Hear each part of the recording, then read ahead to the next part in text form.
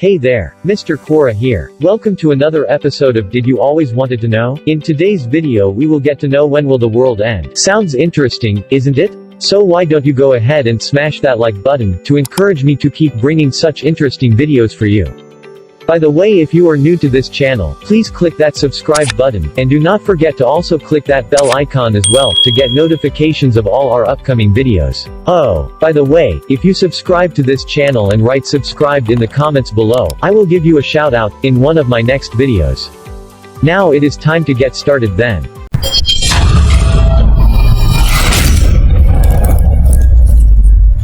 Well, there are different views about when the world is going to end. Today let's look at some of them. Combined study of scriptures and prophecies indicate next ice age to be around the year 3800.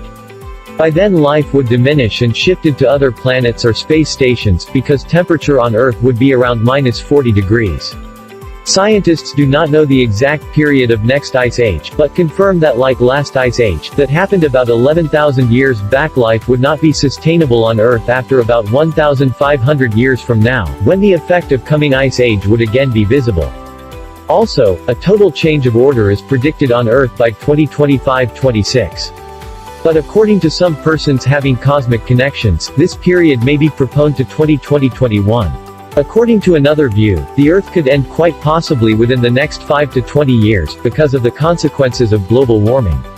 This isn't widespread news, but it's highly probable. Nature is a web of connections, every one thing is dependent on the next, and we've been pushing the threshold and balance for over a century. Speculations in some of the more extreme circles of pessimism regarding the subject suggests that once the point of no return is reached, it'll happen so fast that the situation from start, our lives and circumstances as they are now, to the end, when the planet lies more or less completely barren, won't span over more than 5 to 10 years. Speculations are further, that it'll happen, and be done with, in no later than 20 years from now. Nothing's written in stone, but if you look up the problem, and dig into it, a long row of pretty logical and sound evidence and theories presents themselves. The problem is, in short, that you have several 100,000 tons of methane in the frozen soils north and south.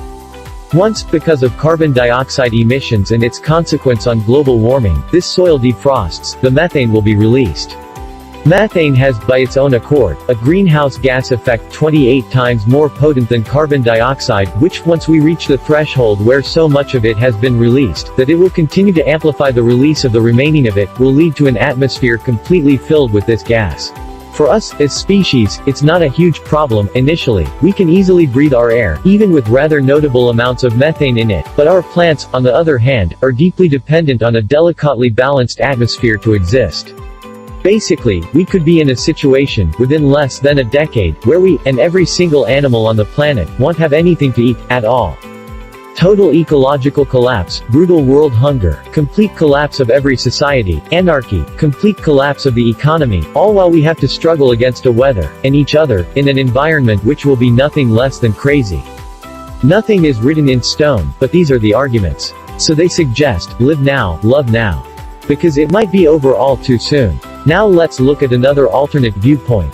In 2006, American Vice President Al Gore made a documentary called An Inconvenient Truth. It is the most widely watched documentary in history.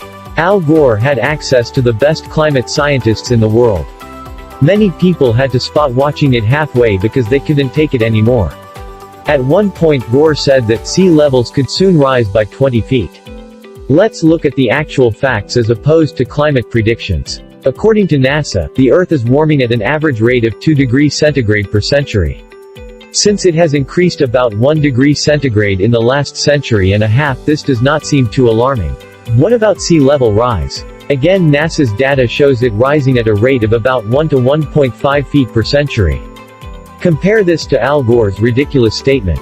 At the end of his documentary, it shows a green leaf turning brown, which is very sad indeed. Except that the Earth has been getting greener in the last few decades because of the carbon dioxide we emit. Also, technology is increasing at an exponential rate, so solutions to problems caused by global warming should be cheaper and more widely available in time. Now in 2018, this new report has come out that says that we must keep from increasing the Earth's temperature from increasing 0.5 C above current levels by 2050, otherwise we are in for real trouble. This won't happen. In particular, China, India and other developing countries will need large amounts of increased electricity as they modernize their society. And most of this comes from burning fossil fuels, leading to an increase in carbon dioxide output. Developed countries have been slightly decreasing their carbon dioxide output recently, so there is not that much to be gained by the United States or other developed countries cutting their emissions even more. Using solar and wind can be helpful, but they are intermittent power sources, and take a great deal of materials to result in a relatively small amount of electricity generated. Nuclear power, especially the third and fourth generation of nuclear power plants, provide the only source of a reliable baseload of energy. The problem is that we have to get electricity costs from nuclear power down to the cost of electricity generated from coal or natural gas plants, otherwise developing countries can't afford them. Even if we did this in 10 years, consider how long it would take for developing countries to get most of the energy from nuclear power, as well as renewables. The Bill and Melinda Gates Foundation is working with China, India and other countries in an attempt to do so. Along with this, developing countries need to get wealthier so they can adapt to issues caused by global warming. This means they need less corrupt governments, and they need governments that protect their rights, especially property rights. In any case, we're not going to be increasing the levels of CO2 for decades. But the disastrous scenarios some say are going to happen are about as accurate as what Al Gore has to say. Another line of thought says, it's impossible to say when, or even if. However, if we continue to live how we are doing now, there are 4 major factors which will come into play, each of which on its own could have the potential to decimate the human population. They are: Number 1. Overpopulation. Number 2. Climate change. Number 3. Loss of natural resources. Number 4. Pollution of the environment. Perhaps the biggest challenge which will face humanity in the future is our collective lack of willpower or ability to do anything about any of these problems.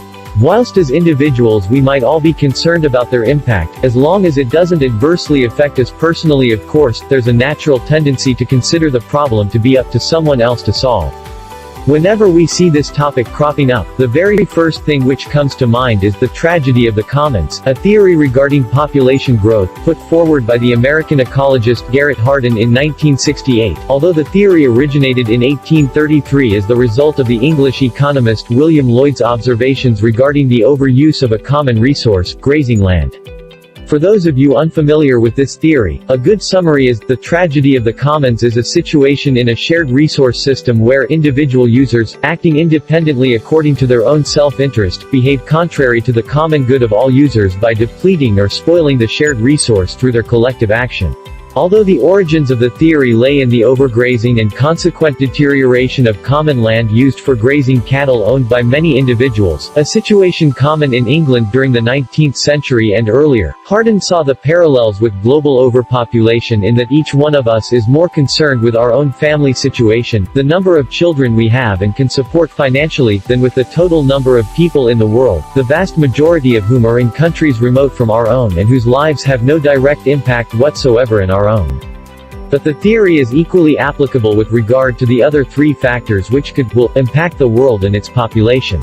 The other thing which often comes to mind when topics like this arise involves the theories of Thomas Malthus, an 18th-century English cleric and economist, as expounded in his 1798 book, An Essay on the Principle of Population.